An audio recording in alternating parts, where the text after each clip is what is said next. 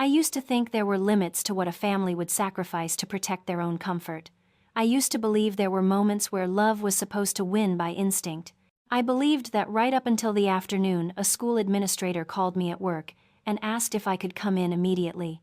They wouldn't explain anything over the phone. They just said it involved my 10-year-old daughter, Avery. My name is Emily Harper. I am 34 years old, a single mom, and a middle school art teacher in Seattle. I spend my days teaching kids how to turn blank pages into something meaningful. But on that day, the world handed me a page I never asked for, one I had no idea would change everything I thought I knew about my family. When I arrived at the school, the hallways were strangely quiet. A guidance counselor met me outside her office, her expression tight, as if she had spent too long trying to hold herself steady. She didn't waste time. She told me Avery had been hurt during recess. She said the injury wasn't accidental, and then she said the words that made the room tilt sideways. It was a bullying incident, and the boy responsible was the son of Councilman Reeves. The name hit me like a cold wind. Reeves was practically a celebrity in our community. Charity events, photo ops, a polished family always smiling in the newspaper, the kind of people who shook hands like the world belonged to them. My parents admired them. Admired wasn't even the right word. Worshipped might have been closer. I asked if Avery was okay. The guidance counselor hesitated before answering. That hesitation told me more than her words ever could. They took me to the nurse's office. Avery sat on the cot with an ice pack on her head and her right arm cradled against her body. When she looked up at me, I saw fear in her eyes. Real fear.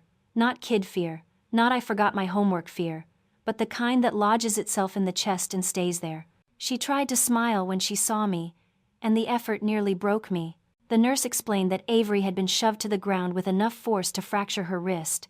She had also hit the side of her head on the pavement hard enough to cause a concussion. As I listened, something inside me twisted so sharply, I had to grip the edge of the counter to steady myself. I asked why no one had called an ambulance. The nurse said they were told to keep things quiet until the principal and the district office spoke to the Reeves family. That was the first moment I realized something was wrong. Deeply wrong. At the hospital, the doctor confirmed the concussion and the fracture with a calm voice that did nothing to steady my hands. Avery squeezed my fingers while he wrapped her arm in a cast. She didn't cry. She didn't complain. She just kept asking if she had done something wrong. I told her no, absolutely not. But inside, a different truth was forming, one that made my heart beat like it was trying to break out of my chest. When we got home that evening, I called my parents to tell them what happened. I wasn't asking for money. I wasn't asking for help. I just wanted them to be concerned, to care, to be grandparents, my mother answered. I barely finished the first sentence before she sucked in a breath. Emily, please tell me you are not planning to make this public. You know how close we are to the Reeves family. Brielle's wedding depends on those connections. I stared at the wall, stunned. I had just told her granddaughter suffered a concussion and a broken wrist, and the first thing she thought about was wedding sponsorships. My father took the phone next. He told me to be rational. He said political families had a lot to lose, and stirring the pot would only make things harder for everyone. Not the boy who shoved my daughter, not the people who looked the other way. No, harder for everyone except the child who had been hurt. I ended the call before the things boiling inside me spilled out and shattered whatever illusion of stability my parents still clung to. That night, after Avery fell asleep on the couch with her arm resting on a pillow, I sat beside her and watched the rise and fall of her breathing. I brushed a strand of hair off her forehead and felt something shift inside me. A click, a spark, a quiet rearranging of who I would need to become to protect her. I had always believed that when something terrible happened to a child, the adults would unite to make it right. But that night, as I watched Avery sleep, I realized the truth. Some families don't protect their children, they protect their image, and mine was about to show me just how far they were willing to go to keep theirs untouched.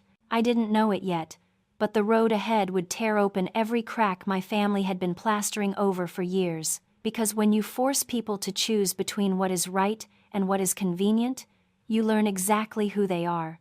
And I was about to learn that in the hardest possible way. The night after Avery's injury, I didn't sleep. I lay awake on the living room couch with the TV muted, my daughter beside me breathing in soft, uneven rhythms, Every time she shifted, I jolted up, afraid she would fall, afraid she would wake frightened, afraid of everything I couldn't protect her from. But fear wasn't the only thing that kept me awake. It was memory. Old, familiar, unwelcome memory. Because what happened at the school didn't come out of nowhere. It came from a pattern I had been trying to ignore for most of my life. A pattern my family had perfected long before Avery was even born. I grew up the inconvenient daughter in a picture-perfect family. My parents, Thomas and Caroline Harper, were pillars of the Seattle community.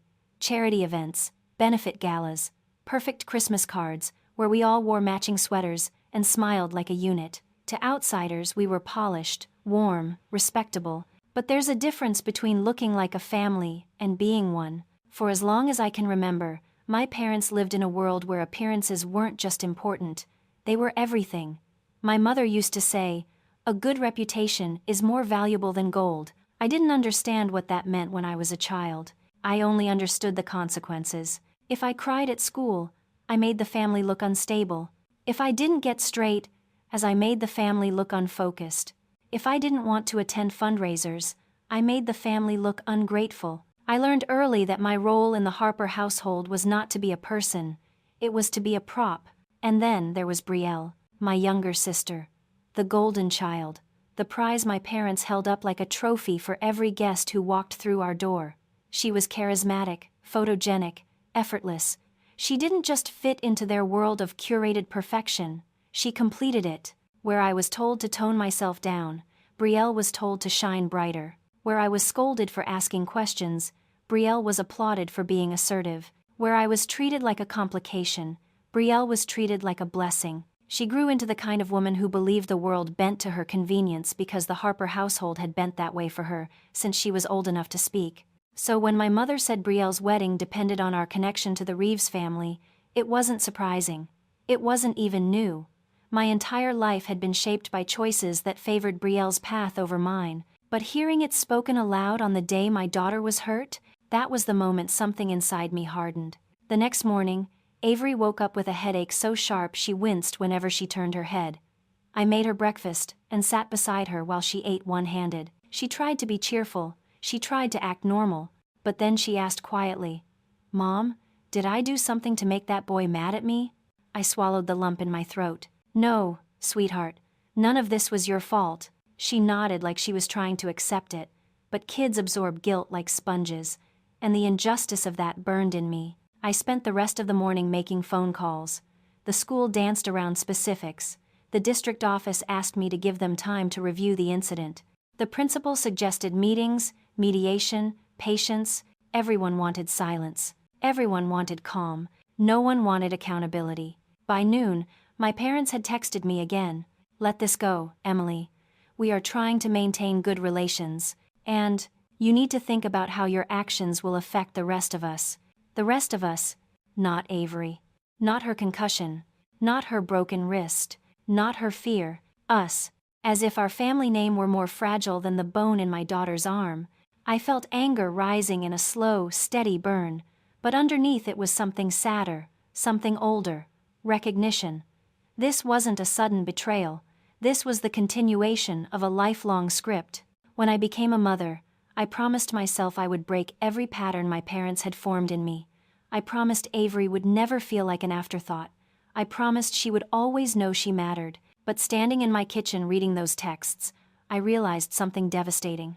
To my parents, Avery was just an extension of me, and to them, I had never mattered. Around 3 in the afternoon, Brielle called.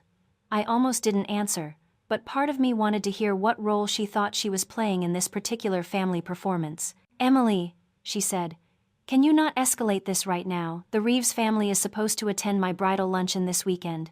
It would be really awkward." Awkward. That was her concern. Not Avery's concussion. Not the fact a 10-year-old boy had injured another child. Not the possibility of a school trying to bury the incident. Just awkwardness. Just inconvenience. I didn't yell. I didn't cry. I didn't argue. I simply hung up. And as the silence settled around me, something inside me clicked into place. I knew then that this wasn't just about Avery's injury. This was about every moment in my life when my value was measured by how well I upheld their illusion. This was about every time I was shamed for being emotional. Every time I was told to swallow the truth quietly. Every time Brielle's needs overshadowed mine. My parents had chosen reputation over responsibility my entire life. And now, they were choosing it over justice for their granddaughter. People think the breaking point in a family is loud, explosive, dramatic. But mine wasn't. It was quiet. It was simple. It was a single realization that settled into my bones, like cold water. My family wasn't going to fight for Avery, so I would have to fight alone. And once I made that decision, there was no going back. Because the next step I took, the one I never thought I'd have to take, would expose exactly how far my family was willing to go to protect their image, and how far I was willing to go to protect my daughter. The morning after Brielle called to warn me about her awkward luncheon, I drove Avery back to the hospital for a follow-up. She sat quietly in the back seat, her small fingers tracing patterns on her cast. She wasn't her usual bright, curious self. She didn't hum, she didn't chatter, she didn't ask questions about the clouds or the funny-shaped houses we passed. Silence wrapped around her like a blanket too heavy for a 10-year-old to carry. I kept glancing at her through the rearview mirror, wondering how much of that silence was pain and how much was fear. At the hospital, the pediatric specialist reviewed her scans and asked her gentle questions.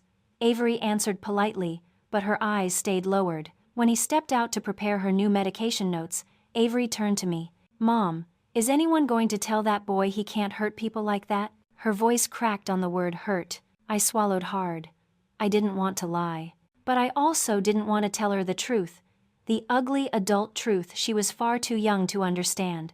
That some people don't face consequences, not because they're innocent, but because their parents shake the right hands. I told her I would make sure someone listened. But what I didn't know yet was how many people were already working to make sure the opposite happened. When we left the hospital, a woman I didn't recognize was waiting near my car. She wore expensive sunglasses, a perfectly tailored coat, and a look that told me she was used to handling problems before they became headlines. "Mrs. Harper," she said calmly. "I'm Laura Reeves." My stomach tightened. The politician's wife. She offered a sympathetic smile, the kind that looks polite but not sincere. "We're terribly sorry about what happened to your daughter. Boys can be impulsive, and accidents happen. I hope she heals quickly." Accidents. That word again, repeated by everyone who wanted to erase the intention behind what happened. I told her Avery had been shoved. Hard enough to break bone, hard enough to cause a concussion. That wasn't an accident. For the first time, Laura's expression wavered. Not from guilt, from inconvenience. "Mrs. Harper," she said, lowering her voice, "I came here because I believe we can resolve this without creating unnecessary turmoil for either of our families." I felt my pulse quicken. I knew where this was going, but I let her speak. "My husband's position is very public. Our son is under a great deal of pressure. We would appreciate your discretion. If you could avoid escalating this, we're prepared to offer support in other ways." She paused, waiting for me to understand exactly what she meant. She was bribing me, politely, smoothly, with practiced grace. She wanted my silence, packaged as cooperation. I felt something cold settle in my chest. "This isn't about cooperation," I said quietly. "This is about accountability." Laura exhaled like I had failed a test. "Well, I had hoped we could reach an understanding. For your sake, Mrs. Harper, and your family's." The implication hung in the air, like a threat dipped in sugar. I didn't respond. I opened the car door, helped Avery inside, and drove away without looking back. But the entire ride home, my hands trembled on the steering wheel, because I knew what was coming next. And I was right. That evening, my parents showed up at my house unannounced. They didn't even knock. They rang the doorbell 3 times in fast succession, the way they always did when they were irritated. I opened the door to find my mother clutching her purse like a shield. "Emily," she said breathlessly, "what on earth did you say to the Reeves family?" I stared at her. Of all the questions she could have asked, "How's Avery feeling? Is she in pain? Did you sleep last night?" This was the one she chose.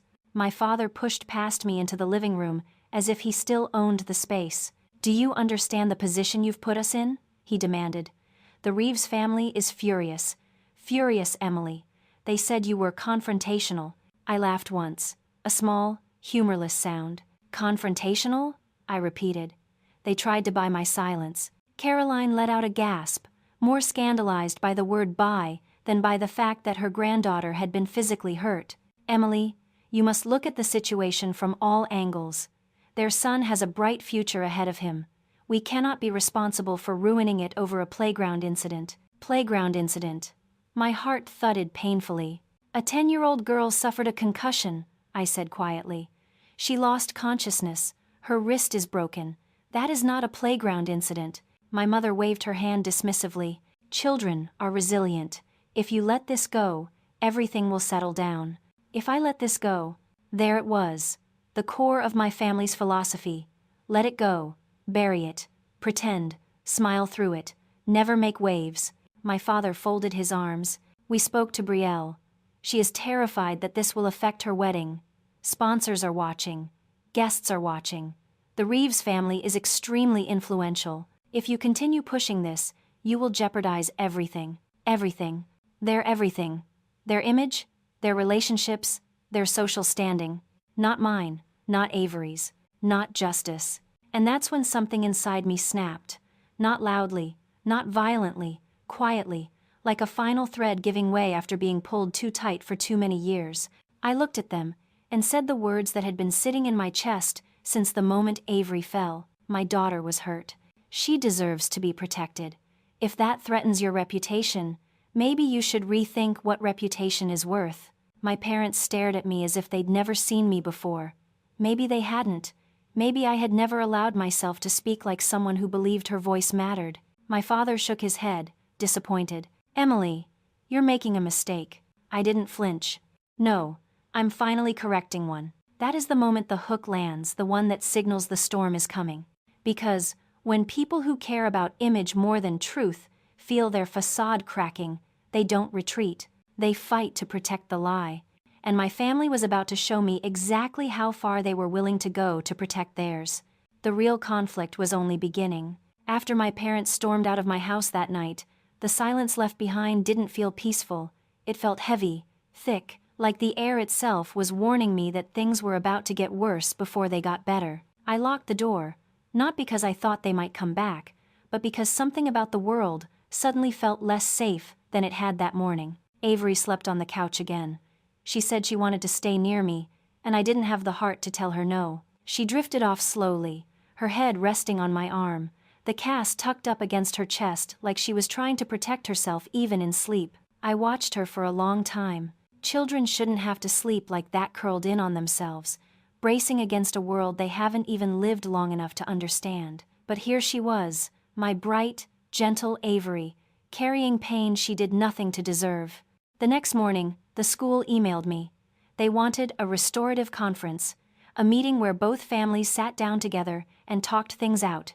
No consequences, no accountability, just a conversation designed to patch over the problem without touching the truth underneath. I refused. I wrote back. My daughter has a concussion and a broken wrist. This is not a conflict to be mediated. This is harm that needs to be addressed. An hour later, the principal called and asked if we could find a resolution that benefits the community. The community, not Avery, not her safety, not her healing, just the community, the same community that donated thousands to Councilman Reeves every election cycle. I told him I wanted a formal investigation. He sighed like I had asked him to rebuild the school from the ground up. That afternoon, Avery tried to do her homework. Her left hand shook from the effort of writing with the wrong side. She kept pressing her fingers against her temple and wincing. The doctor had warned me about headaches, but watching her struggle made something sharp twist inside me. She finally closed her notebook and whispered, "Mom, are people mad at us?" I froze. "Why would you think that?" "Because everyone keeps calling you. And you look sad after." I pulled her close, careful not to jostle her cast. "No one is mad at you," I said. "If they're mad at me, for telling the truth." Avery looked confused, like she was trying to understand how truth could make anyone angry. I didn't have an answer for that, not one that wouldn't tear open the illusion of fairness I wanted her to keep just a little longer. By evening, my phone was buzzing non-stop. Messages from my mother, voicemails from my father, texts from Brielle, with more exclamation points than words. Brielle said, "Emily, please stop this. You're hurting all of us. The Reeves family is threatening to pull out of the luncheon. I'm begging you, just let it die down. Let it die down." Another phrase from the Harper Family Dictionary of emotional suppression. I didn't reply. Later that night, my parents sent a group text. We expect you to attend the family dinner on Friday. This has gone far enough. We will discuss how to handle things appropriately. Handle things appropriately. Meaning quietly. Meaning without consequences. Meaning without justice. I didn't go. Friday evening arrived, and instead of sitting at my parents' long dining table, pretending everything was fine, I sat on the living room floor with Avery, painting little watercolor shapes she could fill in with her good hand. Her colors were messy, uncontrolled, beautiful. The phone rang at 6:42 p.m., right on cue. My mother didn't even greet me. We waited for you. What kind of example are you setting for Avery by acting this way? I almost laughed. The absurdity of it was too much. Me setting a bad example. Me teaching my daughter to stand up for herself. Being blamed for reacting to something I hadn't caused. I spoke calmly, even as anger throbbed in my throat. The example I'm setting is that her safety matters more than your relationships. My mother inhaled sharply. Emily, you're choosing conflict. You're choosing to escalate. You're choosing... I cut her off. I'm choosing my daughter. The silence on the other end lasted 4 long seconds. Then she hung up. Over the next few days, I learned something unsettling. My family wasn't just avoiding the truth, they were actively trying to bury it. Several parents from the school began giving me strange looks. A teacher pulled me aside and said she'd heard rumors that Avery had provoked the boy. Someone else suggested I was overreacting because I was a single mom. The story was being rewritten, complications added, motivations twisted. Blame shifted subtly, but deliberately away from the boy who shoved my daughter and toward the mother who refused to be quiet. And I knew exactly who was behind the shift. The Reeves family had influence. My family had connections. Together, they formed a shield thick enough to protect them and sharp enough to cut me out. But here's the part that hardened my resolve, more than anything else. One evening, as I tucked Avery into bed, she whispered, "Mom, am I making trouble?" The question nearly crushed me. No one should ever make a child feel responsible for an adult's failure.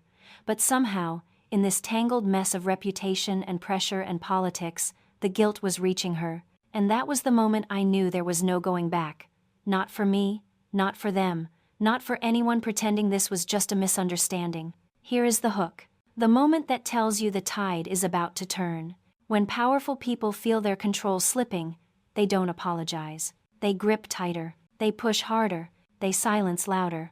And my family was about to show me just how far they were willing to go to keep their world intact. If you've ever been pressured to stay silent when you knew you were right, type the number 1 in the comments. It helps more people find stories like this and reminds us we're not alone. The morning after Avery asked if she was making trouble, I woke with a heaviness in my chest I hadn't felt in years. Not sadness, not fear, something sharper, something closer to resolve. The kind that grows when you finally recognize you are the only person willing to protect what matters. I poured Avery's cereal, helped her steady the spoon with her left hand, and watched her struggle to keep her head from throbbing. A 10-year-old shouldn't have to eat breakfast like she's recovering from a war zone. But here we were, the two of us alone, in a house full of quiet truths no one else wanted to face. My phone buzzed before I could take a sip of coffee. It was the school district. They had reviewed the incident. They had spoken with all relevant parties. They had decided no further disciplinary action would be taken at this time. My hands shook so violently I had to set the phone down before I dropped it. No action. A concussion. A fractured wrist. Repeated bullying complaints. A child who still flinched when someone walked too fast near her. And they decided no action was necessary. Avery looked up at me, studying my expression the way children do when they're trying to understand the world through the reactions of the only person they trust. "Is it bad news, Mom?" I forced a smile. But the truth pressed against my teeth, begging to come out. "It just means we have more work to do," I said softly. After I dropped Avery at her friend's house for the afternoon, I drove straight to the school. The principal greeted me with a rehearsed calmness that made my skin crawl. A man who had too much practice in smoothing over problems without solving them. He gestured for me to sit. "Mrs. Harper, we understand your concerns, but..." I cut him off. "No, you don't understand. She has a concussion. She has a broken wrist. She wakes up at night afraid someone will hurt her again. And you're telling me none of that warrants consequences? He sighed, patient and weary, like he had been forced into the conversation rather than responsible for it. We spoke with the Reeves family. They assured us their son is remorseful. We believe punishment would be excessive under the circumstances. I stared at him, stunned. Excessive? Excessive was the sound Avery made when she tried to lift her backpack. Excessive was the fear in her eyes. Excessive was expecting a child to heal in silence because her attacker had influential parents. What circumstances? I asked. He paused. Just long enough for the truth to seep through. Political circumstances, social circumstances, money circumstances. I stood. If you won't protect my daughter, I will. The principal smiled a tight, uneasy smile. Mrs. Harper, please think carefully. Escalating this could cause significant tension for the school. And for your family. There it was. The warning wrapped as concern. The threat dressed like advice. I walked out without another word. On my way home, my mother called. I made the mistake of answering. Emily, we heard from the superintendent. You are making a spectacle of yourself. Do you know how embarrassing this is? Embarrassing. That word snapped something inside me. Not a thread, not a crack. An entire piece of me splintered off, never to return. For who? I asked. Embarrassing for who, Mother? For me? For Avery? Or for you? Because your little social circle is whispering? She let out a sharp breath. You are acting irrationally. You are blowing this out of proportion. Children fall. They get hurt. This is not the disaster you're trying to make it. It wasn't what she said that hurt most. It was what she didn't say. Not once did she ask how Avery was healing. Not once did she ask if I was overwhelmed. Not once did she express any form of human concern. To her, this wasn't a crisis. This was an inconvenience. And it clarified something I should have realized long ago. You cannot expect people who have trained themselves not to see pain to suddenly recognize it when it belongs to someone they don't care about. That night, Avery curled up beside me on the couch again. She traced circles on her cast absent-mindedly, the way kids do when they're trying to make sense of things too big for them. Mom? She whispered. Yes, sweetie? Are you mad at me? My heart cracked wide open. No, I'm mad at the people who should have protected you and didn't. She nodded slowly, as if that answer made sense in a way nothing else had. Then she said something so soft, so fragile, I barely heard it. I don't want them to hurt someone else like they hurt me. That was the moment I knew. This wasn't just my fight anymore. This wasn't about reputation. This wasn't about politics or family dinner invitations. This wasn't even about the Reeves family. This was about every child who had ever been told to stay quiet, so adults could stay comfortable. And I made a promise to myself, to Avery, to every scared kid who never got justice. I would not stay quiet. Not now. Not ever. Here is the hook that pulls you deeper into what comes next. When powerful people realize their silence no longer controls you, they panic. And when they panic, they make mistakes. Mistakes big enough to expose everything they've tried to hide. And their panic was about to begin. If you're listening, and you believe a child's safety should always come before someone's reputation, tap the like button. It helps this story reach more people who need to hear it. The Monday after the school dismissed Avery's case, something shifted in me, not dramatically, not with fireworks or fury. It was quieter than that. It felt like a door inside me finally clicked shut, one I had been holding open for years in the hope that my family would one day walk through it and choose me. Choose us. But they didn't. They chose their comfort, their relationships, their carefully curated image. And the more I pushed for justice, the harder they pushed back. I realized that fully the morning I attended the district's so-called follow-up meeting with the superintendent. I walked into the room carrying my daughter's medical report, the timeline of incidents, and the belief, not even hope anymore, that someone in authority would be willing to care. The superintendent greeted me with the kind of polite smile people use when they're preparing to disappoint you. Mrs. Harper, thank you for coming. She motioned for me to sit, but I didn't. I remained standing. I said, I want this properly investigated, not buried, not softened, investigated. She folded her hands delicately, rehearsed, controlled. We have spoken with the Reeves family, the principal, and the students present. At this time, we feel further action may create unnecessary strain on all involved. Unnecessary strain. I stared at her, stunned into stillness. My daughter's concussion wasn't unnecessary strain. Her broken wrist wasn't unnecessary strain. Her nightmares, her flinching, her fear known of that was unnecessary. But protecting a politician's family reputation was apparently essential. I took a slow breath. So you're choosing them? She blinked, caught off guard. Mrs. Harper, this isn't about choosing sides. It's about, I finished her sentence. It's about keeping powerful people happy. Her silence was an admission she wasn't brave enough to speak aloud. I left the meeting before she could offer more hollow reassurances. As I stepped into the hallway, my phone buzzed with a message from Brielle. Please don't bring this up at the luncheon. It's supposed to be a celebration. Celebration. My daughter was sitting at home with a pounding headache and bruises on her ribs, and Brielle's only concern was whether I might dampen the mood at her party. I didn't respond. I drove home, hands tight on the steering wheel, breathing through the rising heat under my skin. When I walked through the door, Avery was on the couch drawing with her left hand, her movements slow but determined. "Mom," she said softly. "Did they listen?" I sat beside her and brushed a strand of hair from her cheek. "They heard me. But hearing isn't the same as listening." She nodded, her shoulders slumping, and that small movement so tired, so defeated ignited something fierce inside me. I wasn't just fighting for justice anymore. I was fighting to keep my daughter from believing that people in power were allowed to hurt her. I spent the next 3 days documenting everything. Every message, every meeting, every reaction. Not because I knew what I would do with it, but because I understood what I was up against.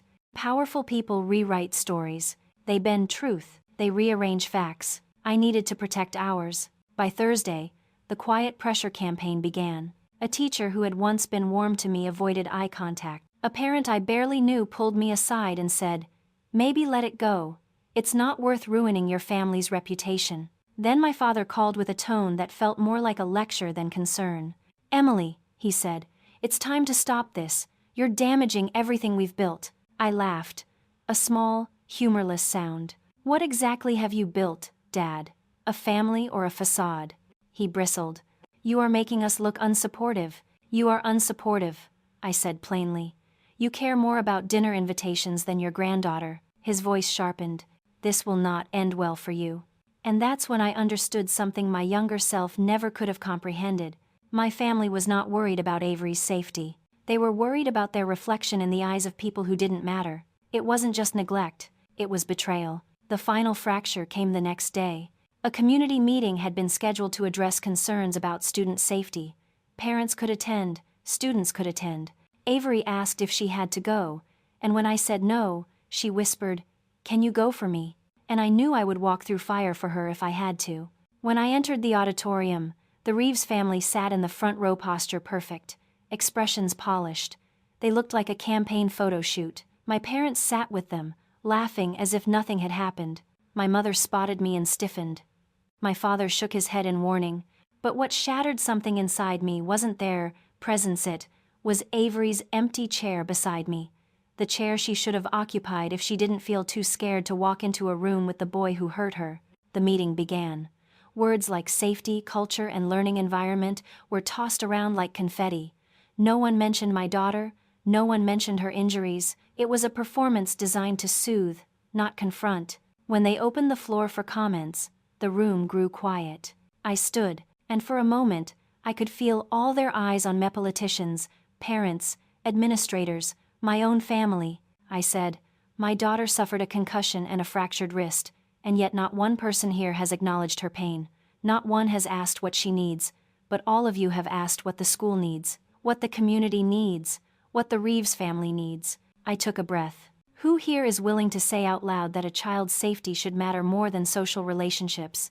Silence. Cold. Heavy. Telling. My mother looked at her lap. My father stared straight ahead. The Reeves family exchanged tight, irritated smiles. And I knew, they weren't just ignoring Avery's pain. They were erasing it. Should a parent stay quiet to protect the community's image? Or burn every bridge to protect their child?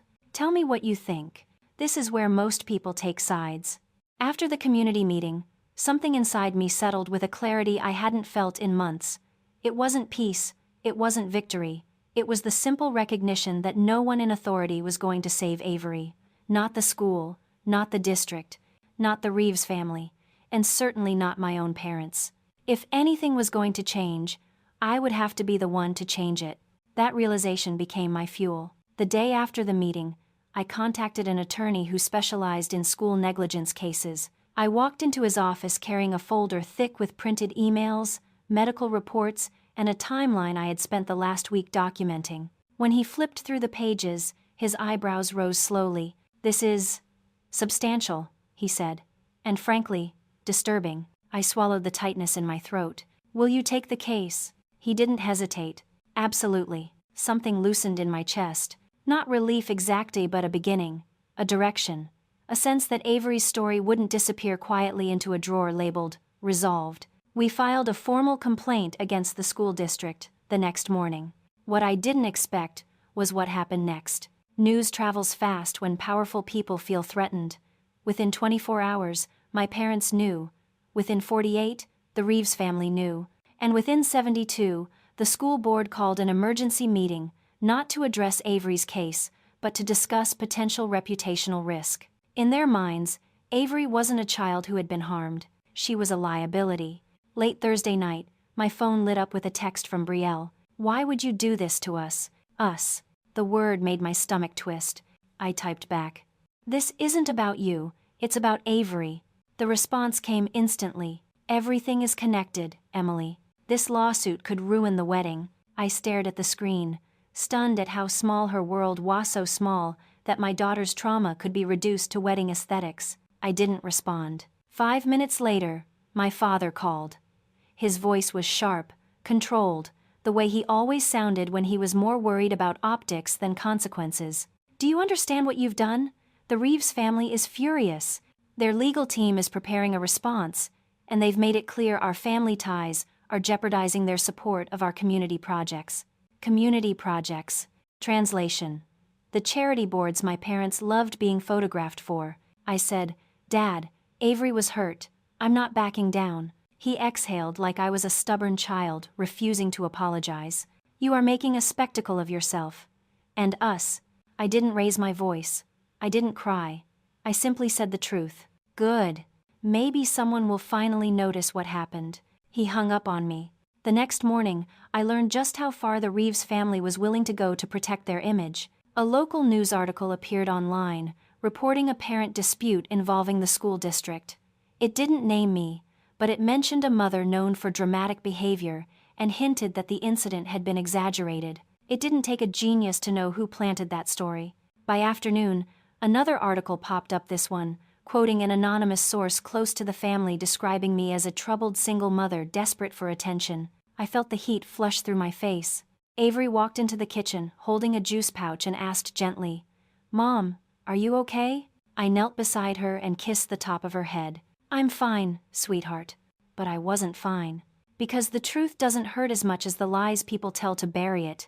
The situation escalated when another news outlet contacted me directly. A reporter said, "We've heard conflicting stories from the district. Would you like to comment?" I almost said no, almost stayed quiet, almost let the narrative twist, without my voice in it. But then I remembered Avery's whispered question, "Am I making trouble?" And I realized silence wasn't protection, it was surrender. So I told the reporter everything, not angrily, not emotionally, just honestly. By the next morning, the headline spread across local media. "Mother of injured child speaks out after district declines action." The story included Avery's medical reports, the school's refusal to discipline the bully, and the growing pressure campaign to keep me quiet. People began paying attention. Some were outraged. Some were sympathetic. Some were defensive, especially those aligned with the Reeves family. But the one thing no one could do anymore was pretend nothing happened, and that's when my family imploded. My mother showed up at my house with tears streaming down her face, not tears of empathy or remorse, but fear. "Emily," she cried, "you've destroyed us. We can't show our faces anywhere. The Reeves family is pulling out of the luncheon, Brielle is in tears, and people are talking. Always the thing she feared most. I felt tired in a way that settled into my bones. "Mom, Avery was hurt. I won't apologize for defending her." She stared at me like I had spoken another language. "But we had plans. Our family had a role in this community. "You have ruined everything." I looked at her, finally seeing the truth I had grown up tiptoeing around. "I didn't ruin anything. I exposed what was already broken." She recoiled as if the words physically struck her. For the first time in my life, I didn't soften my tone to protect her feelings. I didn't shrink myself to keep her comfortable. I didn't pretend her priorities made sense. Because they didn't. Not anymore. Maybe not ever. As she left, she said one final thing, her voice cold as stone. "You will regret this." But she was wrong.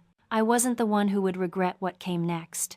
When a parent stands up against a system that protects the powerful, is she fighting for justice, or lighting a match that will burn everything down? Tell me what you think. This is where most people's opinions split right down the middle. When my mother left my house that night still crying about luncheon, seating charts, and community whispers, I stood in the doorway long after her car disappeared down the street. The silence that followed wasn't peaceful, it wasn't comforting. It was the kind that settles over you when something irreversible has happened. I had crossed a line my family never expected me to cross. I had told the truth. And telling the truth in a world built on curated lies is the most dangerous thing you can do. The lawsuit gained momentum surprisingly fast. Parents who had once avoided eye contact now emailed me privately, sharing their own stories. Bullying ignored, complaints dismissed, administrators minimizing harm to keep certain families satisfied. I hadn't known how many of us there were. How many children had been silenced by fear, by politics, by reputation. But with every message I received, I felt something shift.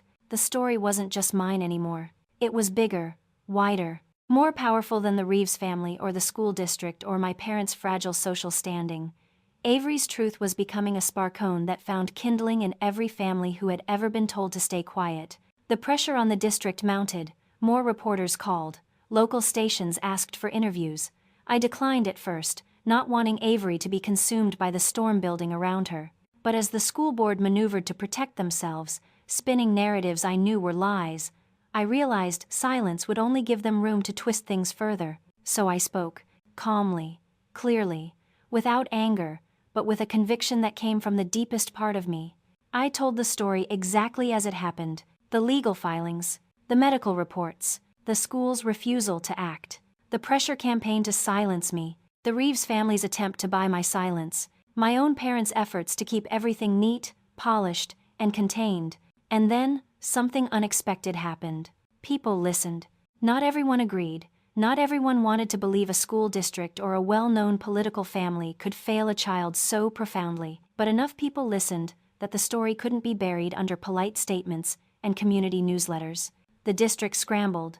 The Reeves family panicked. And my parents, well, their reaction was louder than both. They began damage control immediately. My mother called relatives, insisting I was exaggerating. My father told neighbors I was emotionally unstable. Brielle posted a vague quote online about toxic people ruining celebrations. But their attempts to control the narrative found no traction. The truth had already started to grow beyond their reach. It began quietly. A parent commented on Brielle's post. "Maybe consider what the child went through." Another wrote under a community article, "Funny how everyone's worried about weddings and reputations, but not the actual victim." My parents hated public criticism. They had never faced it before. They had built their lives around polished photos, holiday newsletters, and gatherings where everyone wore their best smiles like armor. They weren't prepared for cracks to form, especially cracks caused by their own choices. The first sign of collapse came a week later. A charity board my mother chaired asked her to step back until things settled. Settled was code for, "We don't want your controversy." Then my father, who had sat on a community leadership council for 17 years, received an email asking him not to attend the next meeting due to tension surrounding the situation. Tension was code for, "People are talking." The Reeves family experienced similar fractures. More than fractious splits. Councilman Reeves canceled public appearances, claiming illness. His wife deleted her social media accounts. Their son transferred schools in the middle of the semester, a move disguised as a fresh start, but everyone understood the real reason. Meanwhile, Avery healed slowly. Every day, the bruises faded a little, the headaches eased, but the fear, the quiet, invisible fear lingered. She avoided playgrounds. She clung to my arm in crowded places. She asked over and over, "Mom, is it over yet?" I wished I could tell her yes. But I knew the storm had only begun to shift direction. Because when powerful people fall, they don't accept responsibility. They look for someone to blame, someone to point at, someone to drag down with them. And in their eyes, that someone was me. The district began whispering that I was difficult to work with. The Reeves family insisted I had destroyed their son's future. My mother told friends I had ruined the family's legacy. But deep down, I knew their downfall wasn't my doing. I didn't destroy their reputations, their actions did. I just refused to hide them. One evening, after putting Avery to bed, I sat alone at the kitchen table. The street outside was quiet, the house dim, the weight of everything settling around me like dust. I scrolled through an article discussing the growing tension between the Reeves family and the school district. Then I saw my parents' names. A quote from someone who had attended one of their charity events. It's shocking how they behaved during the situation with their granddaughter. People expected more compassion, expected responsibility, expected decency, and my parents had offered none. It was the first time in my life I saw their public image crack wide open, split by the truth they had spent years pretending didn't exist. When the people who built their lives on reputation begin to crumble, do you step back and let the truth stand, or do you brace yourself for the moment they come knocking, begging for your help? Because they did come, and what they wanted next was something I never saw coming. I should have known the moment my parents' names started appearing in community gossip articles that it was only a matter of time before they came to me. The Harper family image had been a glossy, carefully managed brand for decades, polished smiles, curated friendships, perfectly orchestrated events where everything sparkled and nothing was real. But reputations built on borrowed shine crumble quickly when exposed to even a little truth, and mine had just supplied them with an avalanche. Still, I wasn't prepared for how fast everything would fall apart. The Reeves family withdrew from every public commitment, donations stopped, campaign supporters backed out quietly. By the end of the month, Councilman Reeves was facing unrelated ethics questions issues that had simmered beneath the surface long before Avery's case. But now people were finally paying attention. The school district, desperate to avoid further exposure, suspended the principal pending an internal investigation. And my parents, their world was shrinking. Charity boards didn't want them. Social circles shied away from them. Friends who used to greet them with over-enthusiastic embraces now offered tight, uncomfortable smiles. My mother's cookbook club even paused meetings indefinitely, which, in suburban translation, meant, "We don't want to deal with your drama." But what I didn't expect was how quickly their misfortune would hit them financially too. One evening, a neighbor texted me a photo of my parents' house with a foreclosure notice on the door. At first, I thought it had to be a prank. Then, the voicemail started. My father's voice was shaky in a way I had never heard before. "Emily, it's urgent. We need to talk. We're losing the house." Losing the house. The same house where I spent my childhood learning that silence was more important than honesty. Where they taught me to smile, even if it hurt. Where Brielle was celebrated like a queen, and I was scolded for being too emotional. Where I had been told directly or indirectly that my needs were always second to the family brand. And now the altar of that brand was collapsing. For a brief moment, just a flicker, I expected to feel satisfaction. But I didn't. I felt nothing. Not because it didn't matter, but because I was exhausted from all the ways they had chosen image over love, appearance over responsibility, reputation over their own granddaughter's safety. Still, I answered the phone. My parents arrived at my house the next day, looking like they'd aged 10 years overnight. My father's shoulders slumped. My mother's eyes were red from crying, real crying, not the dramatic handkerchief dabbing kind she had perfected at charity galas. Brielle and her husband, Camden, came too. Their influencer brand had tanked. Turns out sponsors don't like associating with families caught in political scandals. Their wedding payments were overdue. Their honeymoon partnership had been canceled.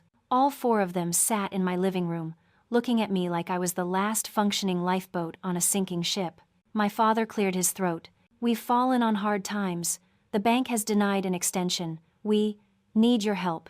The moment hung in the air, heavy and surreal. My mother clasped her hands together. "We know things have been tense, but we are still a family, Emily. Families support each other." I almost laughed, not out of cruelty, but disbelief. The same woman who told me Avery's injuries were blown out of proportion. The same father who warned me that this would not end well for you. The same sister who begged me not to ruin her luncheon. Now, they wanted support. They wanted family. And they wanted it from the daughter they had repeatedly dismissed as a problem. I leaned back in my chair. Let me get this straight. You want me, the person you ignored, dismissed, and blame-a-to, save the house you chose over my daughter's safety? My mother's voice quivered. We made mistakes. Mistakes. A word that doesn't even scratch the surface of what they put us through. And yet, I didn't yell. I didn't cry. I didn't raise my voice at all. Instead, I walked to the dining table, opened the drawer, and pulled out a notebook, the same notebook where I had documented every message, every meeting, every lie, every moment they chose image over innocence. I placed it on the coffee table between us. My mother flinched as if it were a weapon. My father swallowed hard. What is that? The truth, I said. They froze. I opened to a page and read aloud. February 7th. Avery injured. Mom said, "This is not the time to make a scene." Another page. February 10th. Meeting request refused. Brielle said, "Please don't ruin the luncheon." Another. February 14th. Superintendent meeting. Dad said, "You're making a spectacle of us." Each sentence hit them like a stone. And still, I didn't raise my voice. "You want my help," I said. "But you want it without acknowledging what you did. Without admitting the truth. Without taking responsibility." My father looked down. "What do you want from us?" I closed the notebook gently. Accountability, not apologies, not excuses. The truth spoken aloud by the people who spent their entire lives hiding behind lies. They looked terrified. My mother whispered, "Do we really have to say it?" I nodded. "Say what you did. Say you chose social connections over your granddaughter's safety. Say you cared more about Brielle's wedding than a child in pain.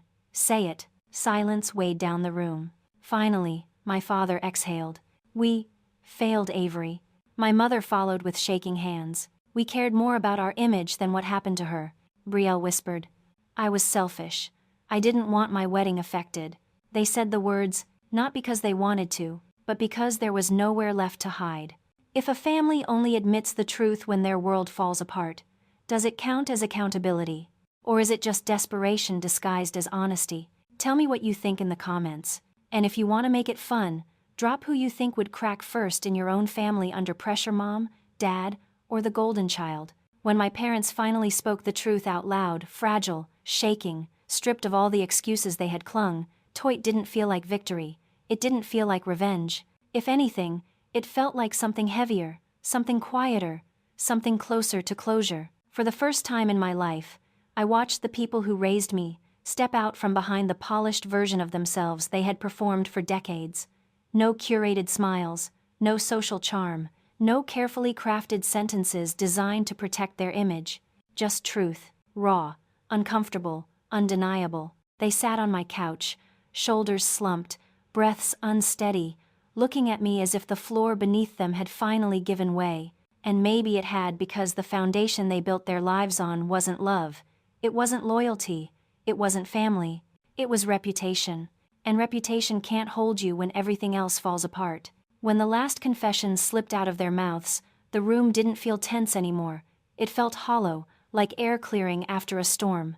I closed the notebook gently and slid it back across the table. "Thank you," I said, not because it healed anything, but because the truth deserved acknowledgement. My father wiped his eyes. My mother pressed trembling fingers to her lips. Brielle stared at the floor, mascara smudged, all her usual glow dimmed by the weight of what she'd finally admitted. After a long silence, my father asked, "So, will you help us?" His voice cracked on the last word. I stood and walked to the kitchen counter, where an envelope sat waiting. I had prepared it earlier not because I wanted to save them, but because I wanted control over how the story ended. Inside was a certified check, made out not to my parents, but to the mortgage company. The amount was exact, nothing extra, nothing symbolic, nothing sentimental. I handed the envelope to my father. "This will stop the foreclosure, but it's the last thing I will ever do for you." My mother blinked. "Ever?" I nodded. "Ever. Because I finally understood something. You cannot build a healthy future while dragging the wreckage of people who refuse to grow." My father accepted the envelope with a shaky hand. My mother whispered a thank you, tears sliding down her cheeks, not tears of gratitude, but tears of someone realizing the consequences of their own choices. Then Brielle spoke for the first time since her confession. "Does this mean we're not a family anymore?" I turned to her, and for the first time, I felt no resentment. Just clarity. "We were never a family in the way that mattered," I said softly, "and I won't keep asking you to be something you don't want to be." Her face crumpled. She looked down at her hands, but she didn't argue. She didn't apologize. She didn't chase after a version of sisterhood that had never existed. They stood to leave. My parents moved slowly, as if gravity had doubled. On their way out, my mother stopped at the doorway. "Emily, will you ever forgive us?" I swallowed. "Maybe someday, but forgiveness isn't a door you get to walk through just because you finally knocked." She nodded, shoulders trembling, and stepped outside. When the door closed behind them, I felt a sensation I hadn't experienced in years. Not triumph, not freedom exactly, but something like air returning to my lungs. For the first time, the house didn't feel haunted by generational expectations. For the first time, I could hear myself think without their voices drowning me out. And for the first time, I realized the truth. I didn't lose a family that day. I simply released one that was never mine to begin with. In the weeks that followed, the lawsuit continued, and the school district's attempts to cover their tracks only made their situation worse. The principal resigned. The superintendent was scrutinized by the media, and the Reeves family, once the city's golden couple, vanished from public view. But none of that mattered as much as the way Avery healed. Her headaches eased. Her artwork became brighter again. She laughed more. She slept through the night without waking from nightmares. And one Friday afternoon, as we left her checkup appointment, she slipped her hand into mine and said, "Mom, thank you for not giving up on me." My throat tightened. I never will. We spent that evening planting a small tree in our backyard, a symbol of moving forward, of growth, of roots that actually meant something. Avery tied a ribbon around the trunk, smiling as the wind tugged at the ends. She whispered, "This is our fresh start." And she was right. Not because everything was perfect. Not because justice had fully played out. Not because the world suddenly became fair, but because we had finally stepped out of a story written by other people and begun writing our own. Is cutting toxic family out an act of cruelty, or the first real act of self-respect? Some say blood is thicker than water, but I've learned something else. Integrity is thicker than image. Truth is thicker than tradition, and a child's safety is thicker than every ounce of reputation a family tries to protect. Think about that. And if you want more stories like this, stories where silence ends, truth rises, and people finally stand up for themselves, subscribe so you don't miss the next chapter.